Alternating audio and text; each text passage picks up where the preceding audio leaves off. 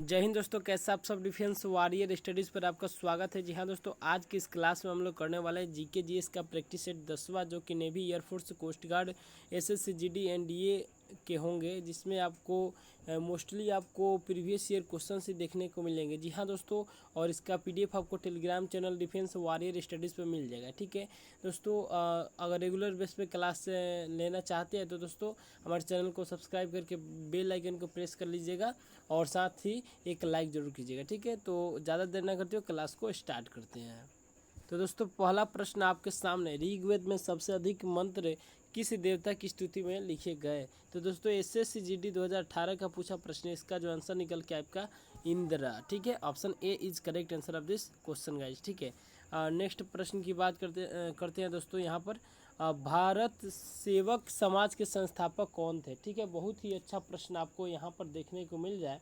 इसका जो आंसर निकल के आएगा आपका Gopal Krishna Gokhale. Option C is correct answer of this question guys. ठीक है, नेवी एसएसआर डबल ए 2020 का पूछा हुआ प्रश्न है। ठीक है,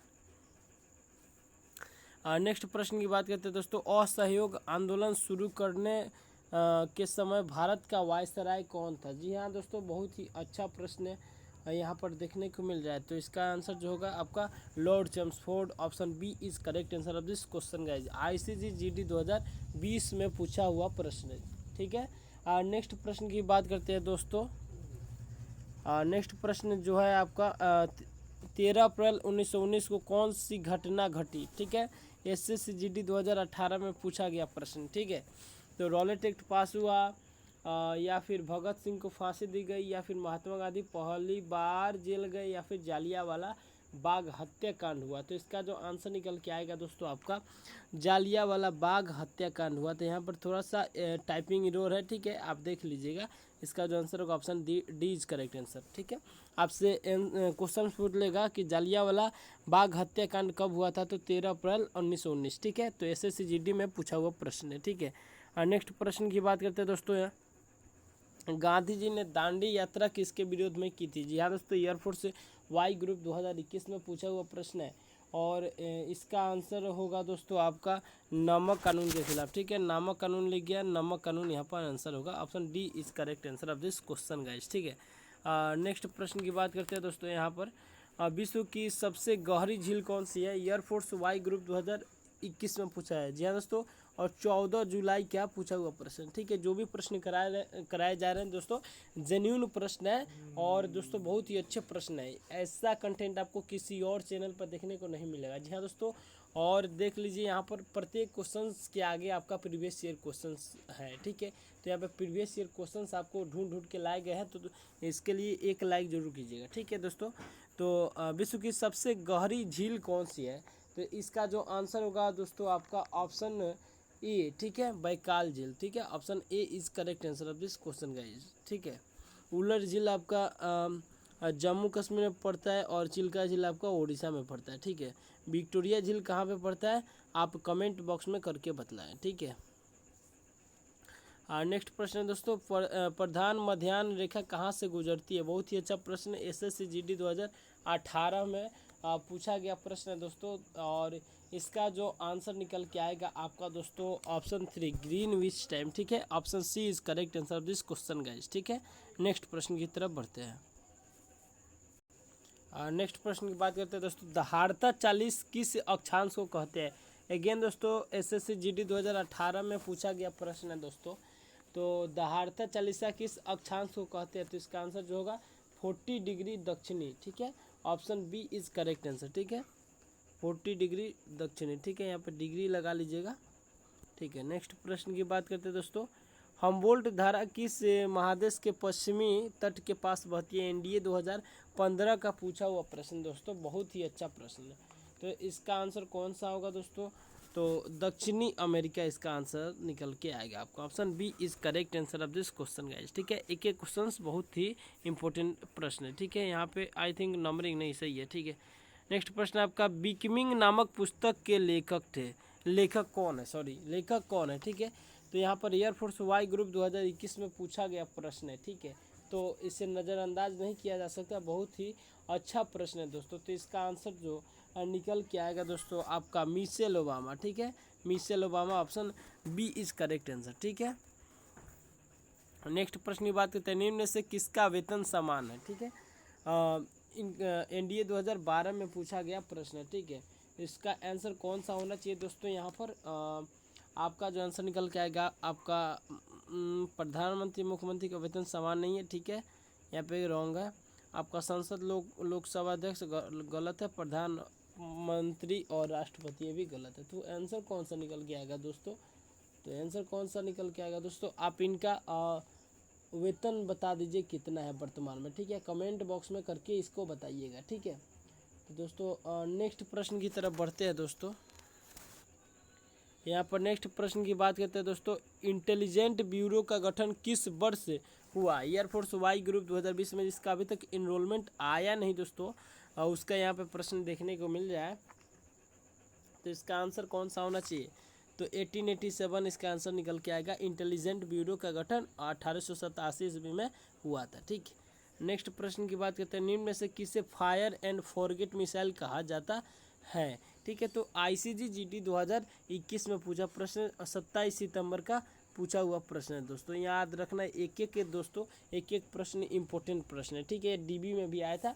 ठीक है, टाइपिंग में आपका DB आ गया, GD आ गया। ठीक है, DB में भी आया था, GD DB दोनों में। ठीक है, तो यहाँ पर फायर एंड फॉरगेट याद रखना है, फायर एंड फॉरगेट किसको, किस मिसाइल को कहा जाता है दोस्तों, तो फायर एंड फॉरगेट जो है दोस्तों आपका नाग को कहा जाता है। ठीक है, और एक चीज़ याद रखना है, पटना। ठीक है, पटना। ठीक है, पटना याद रखना है, यहाँ पर पटना मतलब भारत के मिसाइल है, पृथ्वी, अग्नि, त्रिशूल, नाग और अग्नि। ठीक है, सॉरी, पृथ्वी, अग्नि, त्रिशूल, नाग और आकाश। ठीक है, 5 बहुत ही मोस्ट इम्पोर्टेंट आपके इंडिया के महत्वपूर्ण आपके मिसाइल है। ठीक है, तो इसको याद रखना है।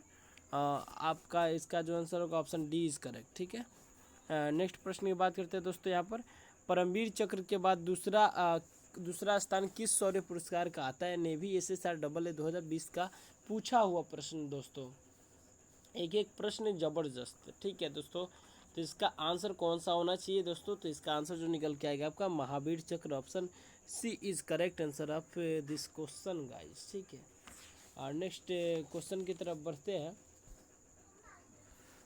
नेक्स्ट प्रश्न है दोस्तों, बेटन कप का संबंध किस खेल से है। बेटन कप, ठीक है, तो बेटन कप का संबंध दोस्तों, इसका आंसर जो होगा हॉकी होगा। ठीक है, बेटन कप हॉकी से संबंधित है, option B is correct answer. ठीक है, ICGGD 2022 में पूछा, इस बार ही पूछा है आपसे प्रश्न। ठीक है, एक चीज़ याद रखिएगा दोस्तों, एक प्रश्न आपसे पूछता है देवधर ट्रॉफी। ठीक है, याद रखना है, देवधर ट्रॉफी क्रिकेट से संबंधित है, बार बार प्रश्न पूछा जाता है। ये भी प्रश्न आपका 2022 में आया था ICG में। ठीक है, याद रखना है। नेक्स्ट प्रश्न की बात करते हैं दोस्तों, एक दिवसीय अंतर्राष्ट्रीय क्रिकेट में सचिन तेंदुलकर के बाद दूसरा सर्वाधिक शतक बनाने का रिकॉर्ड किसने बनाया। ठीक है, तो इसका आंसर जो होगा दोस्तों Virat Kohli, option C is correct answer of this question guys. ठीक है, अप्रॉक्स आपका 70+ हो गया शायद, आप एक बार कंफर्म कर लीजिएगा। ठीक है, नेक्स्ट प्रश्न की तरफ बढ़ते हैं दोस्तों, यहाँ पर ऑस्ट्रेलियन ओपन टेनिस 2018 में पुरुष एकल का खिताब किस खिलाड़ी ने जीता। सीधा सीधा प्रश्न करेंट अफेयर से पूछा गया था आपका NDA 2018 के अंतर्गत। ठीक है, तो इसका आंसर कौन सा होना चाहिए दोस्तों, इसका आंसर जो निकल के आएगा दोस्तों Roger Federer, option A is correct answer. ठीक है, नेक्स्ट प्रश्न की तरफ बढ़ते हैं दोस्तों, और नेक्स्ट प्रश्न जो है आपका स्वर्गीय सुनील दत्त अंतिम दिनों में किस विभाग के केंद्रीय मंत्री थे। NDA 2016 में पूछा हुआ प्रश्न, करेंट अफेयर्स के रूप में आया था वहाँ पर। तो इसका आंसर कौन सा होना चाहिए दोस्तों, तो इसका जो आंसर निकल के आएगा आपका ऑप्शन 3 युवा मामले एवं खेलकूद, option C is correct answer of this question guys. ठीक है, नेक्स्ट प्रश्न की तरफ बढ़ते हैं दोस्तों, यहाँ पर किसी पदार्थ की प्रतिरोधकता किस इकाई में व्यक्त की जाती है। आपका CDS 2020 का पूछा हुआ प्रश्न, तो इसका आंसर जो होगा दोस्तों ओम से सेंटीमीटर। ठीक है, याद रखना ओम से सेंटीमीटर। ठीक है, या फिर ओम से मीटर। ठीक है, ओम से मीटर, ये आपका आंसर निकल के आएगा आपका। ठीक है, नेक्स्ट प्रश्न की तरफ बढ़ते हैं दोस्तों, यहाँ पर चलती हुई बस जब अचानक ब्रेक लगाती है तो उसमें बैठे हुए यात्री आगे की दिशा में गिरते हैं। इसको किसके द्वारा समझाया जा सकता है? तो एनडीए 2011 में पूछा गया प्रश्न दोस्तों। न्यूटन के फर्स्ट लॉ से इसे हम लोग समझ सकते हैं, ठीक है, जिसे जड़त्व का नियम या फिर गैलीलियो का नियम भी कहा जाता है, ठीक है, याद रखना है इसे। और नेक्स्ट प्रश्न है दोस्तों, यहाँ पर एक झील में तैरने वाली इस्पात की नाव के लिए नाव के द्वारा विस्थापित पानी का भार कितना है? एनडीए 2012 का पूछा हुआ प्रश्न दोस्तों। तो इसका जो आंसर निकल के आएगा आपका, एक झील में तैरने वाली इस्पात की नाव के लिए नाव द्वारा विस्थापित पानी का भार कितना है? तो नाव के उस भार के बराबर जो झील के पानी के सतह के नीचे है। Option C is correct answer of this question guys, ठीक है। एनडीए 2012 का पूछा हुआ प्रश्न, ठीक है। नेक्स्ट प्रश्न की बात करते हैं दोस्तों। यहाँ पर आपका अगेन आपका एनडीए का प्रश्न आता हुआ सामने। जब एक ठोस पिंड को पानी में डुबोया जाता है तो उसके भार में ह्रास होता है, यह ह्रास कितना होता है? बहुत ही अच्छा प्रश्न है दोस्तों यहाँ पर। तो इसका आंसर कौन सा होना चाहिए दोस्तों? तो इसका आंसर जो निकल के आएगा मेरे प्यारे मित्रों, कौन सा होना चाहिए एक बार कमेंट बॉक्स में करके बता दीजिए, ठीक है, एक बार कमेंट में करके बता दीजिए। तो इसका आंसर कौन सा होना चाहिए दोस्तों? तो जब एक ठोस पिंड को पानी में डुबोया जाता है, ठीक है, पानी में डुबोया जाता है, एक ठोस पिंड को पानी में डुबोया जाता है, पानी में डुबोया जाता है, उसके भार में ह्रास होता है, ठीक है, उसका जो वजन है, भार है, उसमें कुछ ना कुछ ह्रास होता है, ठीक है। यह किसके कारण होता है? तो विस्थापित पानी के भार के बराबर होता है, ठीक है। Option A is correct answer of this question guys, ठीक है। नेक्स्ट प्रश्न की बात करते हैं दोस्तों। नेक्स्ट प्रश्न की बात करते हैं दोस्तों।